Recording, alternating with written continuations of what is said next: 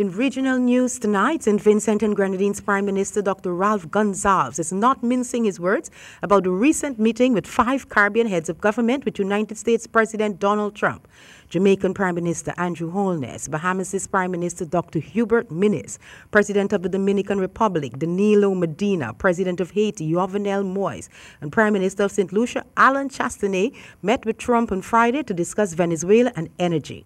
Speaking with reporters Saturday evening after Liat stakeholders meeting, Gonsalves described the visit with the Caribbean delegation as troubling. He pointed out that there was no true representation of CARICOM, as the current chairman of CARICOM, Prime Minister of St. Kitts and Nevis, Dr. Timothy Harris, was not invited to the meeting. Neither were the members of the CARICOM Advisory Committee, comprising of Barbados' Prime Minister Mia Mottley, Trinidadian Prime Minister Dr. Keith Rowley, Gonsalves himself. None of these persons were invited, and for it to be a true CARICOM representation, you must at least have the chairman so that any discussion of Venezuela in that context, it cuts across the agreement mechanism that we have in place, Gonsalves said. He said that CARICOM will not fall victim to the entrapping of others. He added, "We in CARICOM have to be very alive to the mischief that some persons may be up to seek to divide us in a manner which we ought not to be divided, and therefore reduce the extent of our work. I just want to keep CARICOM viable, and I don't have to try and make the CARICOM civilization great again. We are an alive civilization of legitimacy. We have a history of achievement, and we have a trajectory for ennoblement.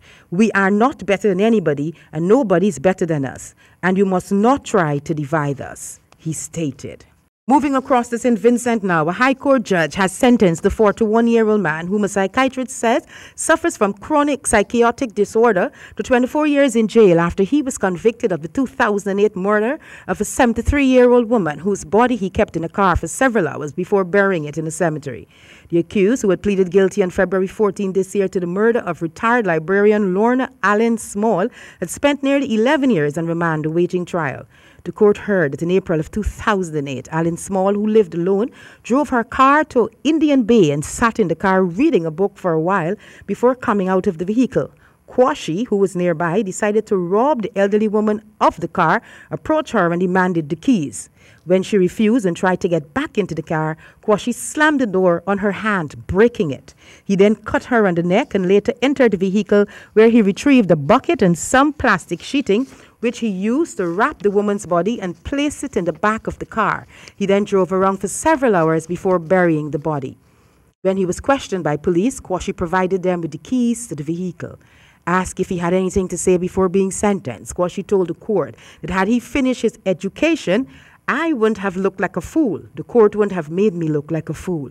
My thought is that you would be mindful and thoughtful and have mercy or leniency on me, because that's all I have to say.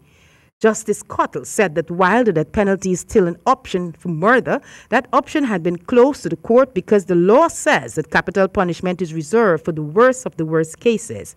He said considering the cases that have come before the court, he wouldn't say that Kwashi's murder of Allen Small was one of those cases. Earlier, the court heard that the psychiatrist had reported that Kwashi suffers from chronic psychotic disorder, most likely schizophrenia, for which he continues to require antipsychotic medication to control his symptoms.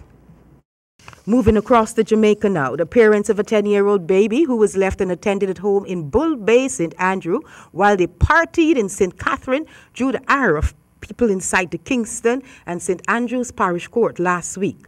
Prior to pleading guilty to child neglect, the couple, Eric Hall and Antoinette Francis, hung their heads in shame as they were chastised by numerous people, including those awaiting other matters to be heard. The court was told that on March 2nd, neighbors heard the baby crying and summoned the police, who were patrolling the area. When the police arrived at the one-bedroom dwelling, the door was padlocked from the outside. The police gained entry after relatives used a hammer to open the lock. The baby was surrounded by pillows, a wash pan, clothes basket, hassock, and a 5-gallon water bottle. When the parents returned home on March 3rd, they told the police that a friend had invited them to a dance in St. Catherine. Parish Judge Vaughn Smith, who was taken aback by the allegations, said he gathered that the child was still with the parents and instructed the probation officer to intervene and contact the Child Protection and Family Services Agency. Smith said he was very concerned about the welfare of the child and that the matter needs to be investigated urgently and thoroughly. And that's all for tonight's regional news. Back to you, Handel.